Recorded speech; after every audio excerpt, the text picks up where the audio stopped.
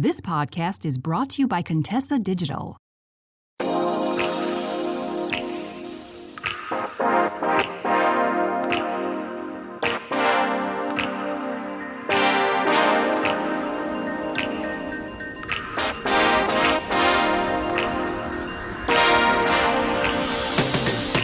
I make a confession?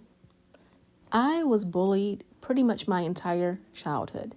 So when I was in elementary school and middle school, I was bullied because I was the fat kid, I wore glasses, and I was generally a nerd. When I got to high school, I was determined to change all of that, right? And I lost weight, I got contacts, and then I was bullied because there was this guy who liked me. A lot of the girls at my school liked him, so they decided to hate on me and make up rumors about, me hooking up with different guys and doing all these things that I never actually did. And I remember coming home one day being incredibly upset by the things that were being said about me because I knew that it couldn't have been further from the truth. And I remember talking to my grandmother about it, and she said something to me that has stuck with me ever since. And it's one of the best pieces of relationship advice I've ever received. And I'm going to tell you about it in a few minutes. So, welcome to Confidently Cherished. My name is Keshia Rice. I am a dating coach and hypnotherapist. I help high-achieving women learn how to heal from their unhealthy relationship patterns and attract healthy, cherished romantic relationships. And I wanted to talk to you today about 5 pieces of relationship advice that I am thankful for. Because if you live in the U.S. like I do, this is the week of Thanksgiving. And I thought this would be a great time to express some gratitude for this advice and the people who gave it to me. So number 5 is the squeaky wheel gets the grease. And I know that sounds simple, but this was something that a former coworker said to me once. And we were talking about there being certain issues at our workplace. And I was complaining about it. He decided that he was actually going to go to management about it. And when I expressed my surprise, he said, the squeaky wheel gets the grease. The only way this issue is going to have any attention paid to it is if someone speaks up about it. And at the time, I thought, it was kind of cute saying it was funny or whatever. But as I am always telling my clients in my Confidently Cherished coaching program, all relationships are related. So when you see issues in this case, a work relationship, they repeat in your family relationships, your relationships with friends, your romantic relationships, etc. So, one day I was in a relationship with who ended up becoming my husband. And I was very upset with him over something that I had never even communicated to him was a problem. And as I was, at home journaling about this, trying to figure out what I was going to do about it, this former coworker's advice or saying popped in my head: the squeaky wheel gets the grease. And it was in that moment that I was like, I can't expect my then boyfriend, now husband, to read my mind. I can't keep going around being pissed off about this issue and then never telling him that it's an issue. So I ended up talking to him, and it turned out that, yes, I was making this to be a much bigger deal in my head than it had to be. Because once I told him that I had an issue, he was like, "Oh, no big deal at all. Sure. Yeah, I can change that. I can do these things differently." And again, it was a 5-minute conversation, something that at the time had been ticking me off for weeks, right? So just a reminder that, Again, this former coworker said the squeaky wheel gets the grease. I'm a big fan of saying closed mouths don't get fed. You have to be comfortable with speaking up for yourself in order to get the things that you want. People are not mind readers. And even if they were mind readers, it is in this act of you saying, hey, this is what I want, this is what I need, that you are setting a boundary. You are letting people know that you are standing on business, that you are serious about this thing. So the number 4 piece of relationship advice that I am grateful for is people love you at the level that you are willing to love yourself.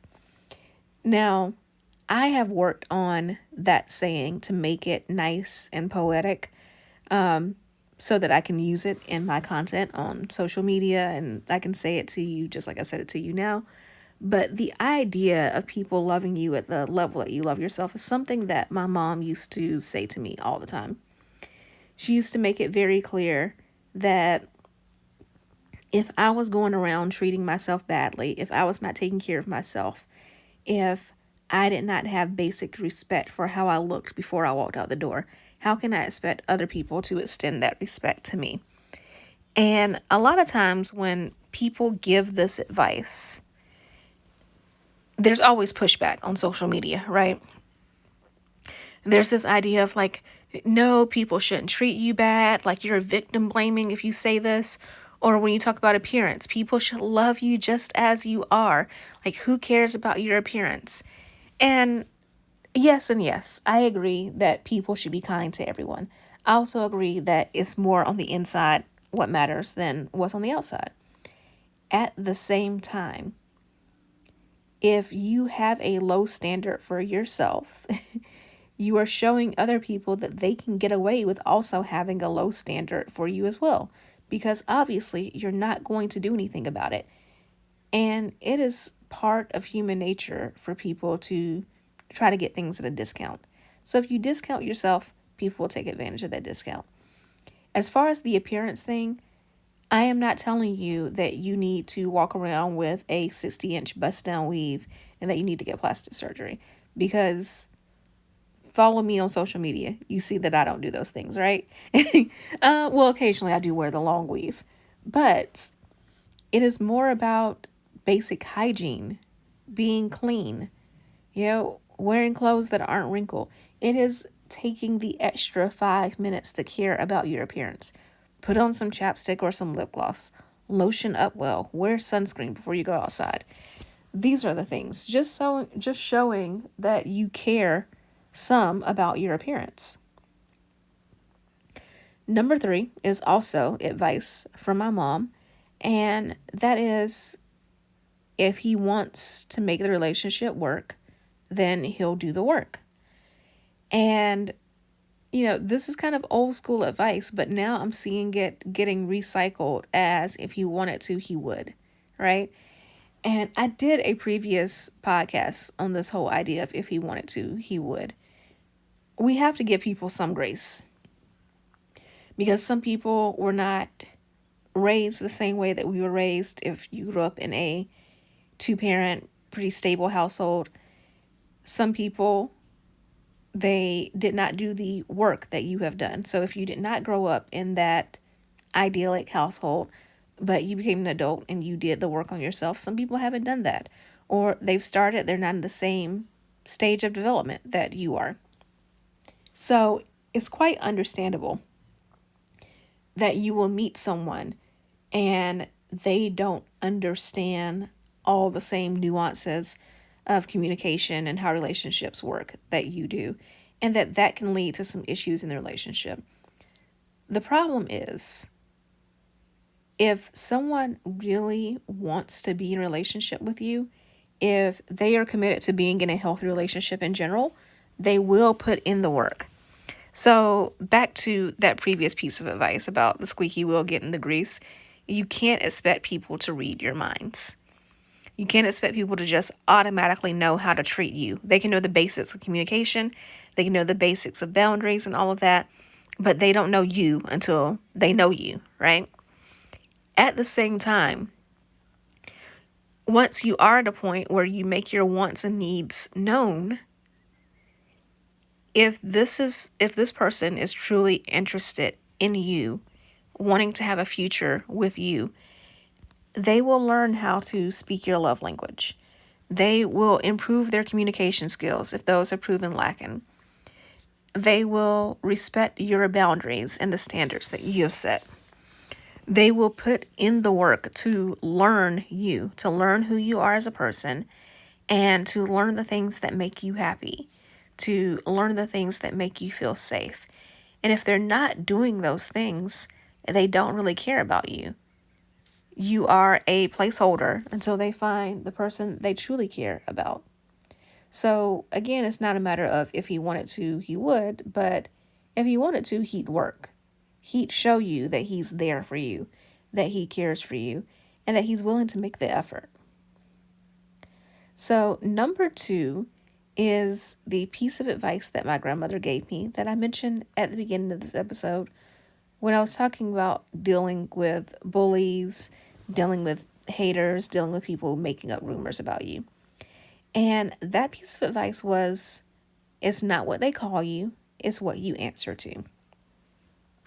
This is so important to me now as an adult in relationships, because when I was in my single season and I was dating, I had to remind myself that back to that whole idea of everyone loves a discount, there are people who will try to criticize you, make you feel bad, will purposefully try to lower your self-esteem so that they can get you at said discount. So I definitely dealt with men who would do the whole negging thing. And I dealt with men who would do backhanded compliments or would compliment me, but only after insulting me first, so that I didn't have too big of an ego, so I didn't get too big of a big head. And it took me a while to realize that they were doing this to get me at that discount. They were doing this to make me feel bad about myself so that I would settle for less than what I deserved. And I had to remember what my grandmother said, that it's not what people called me, it's what I answered to. So, I answer to queen or even princess. I answer to beautiful. I answer to smart. I answer to funny. So if you call me things that are not those things, if you call me negative things, I don't pay those any attention. And the person who's calling me those things, I don't pay him or her any attention either. And that has all helped me to have much better relationships because I know when to cut people off. I can discern a jealous spirit or a hating spirit. And also, I give my time and attention to the people who show that they love me, who show that they care for me. And in return, because I pour into those relationships and they pour into me, there's this whole circle of giving and loving that, it's just an amazing feeling to have that. And it's an amazing feeling to be able to focus on that and not what people who don't matter have to say. So the number 1 piece of relationship advice that I am grateful for also came from my grandmother. No surprise there. If you've heard previous episodes, you know that she was an incredibly wise woman. And that piece of advice was, everything that's good to you ain't good for you. So what my grandmother meant by that is, just because a situation looks good doesn't mean that it is the best situation for you to be in. And she used to always say this when it came to romantic relationships. So it was very easy for me to explain this to clients because, of course, all of my examples growing up that came from her had to do with relationships. But it reminds me of, now this was something that was prevalent when I was in high school and college, but unfortunately, I still see women in their 20s and 30s and 40s and beyond doing this. And that is dating the man who looks good on paper, right? So you date someone and he's 6'2" and he's in good shape and he has a good job and he makes, a whole lot of money. He drives a nice car, all of that. And that's great. But just because he looks good on paper doesn't mean that he's the right man for you or that he's even a good man, period. I can speak from experience. I've dated the men who look good on paper, but, when the doors were closed, they were abusive. I've dated the men who made a ton of money, but were also bad with managing money and spent it before they got it and were making 6 and 7 figures and still in debt, right? I dated the men who were smooth in public and could put on a good show to, look good for others. But when you talk to them one-on-one, they didn't really have anything of substance to say. So it's this recognition that while, yes, there's nothing wrong with wanting a man who looks good on paper, I would say there's nothing wrong with wanting a guy on your arm who is impressive on social media and impressive to your friends and all that. But what's more important is, how does this man treat you? How hard is this man willing to work? What does his work ethic look like? How does he show you that he's in integrity? How does he show you that he cares about you and that he's in it for the long haul? Those are the things that are the most important, the foundational things. And then after that, then get into the looks, get into all the other things that are superficial. And I want to be very careful when I say things that are superficial, because there's balance in that. So when we're talking about money, for example, the number one reason that couples divorce is finances. So marrying someone who is financially stable is important. I'm not going to downplay that. But there's a difference between you saying that you won't date someone who makes below minimum wage because they don't have the money to support a family, and you being upset that this person makes high 6 figures but hasn't quite reached 7 figures, right? So stability is important. But beyond stable, that's an added bonus. So these are the pieces of relationship advice that I am most grateful for. Let me know, actually, if you have any relationship advice that you are grateful for and how it has changed your life. And if I gave you that advice, even better. You can find me on social media. I am at Keshia Rice, Keshia, Rice, Rice. And you can DM me on Instagram, on TikTok, on Pinterest. And I just want to know your thoughts and what relationship advice has changed your life. Love you so much. Talk to you soon. Bye. Hey there. So you made it all the way to the end of the episode, which means I have 2 things to say. 1, thank you so much. I truly appreciate it.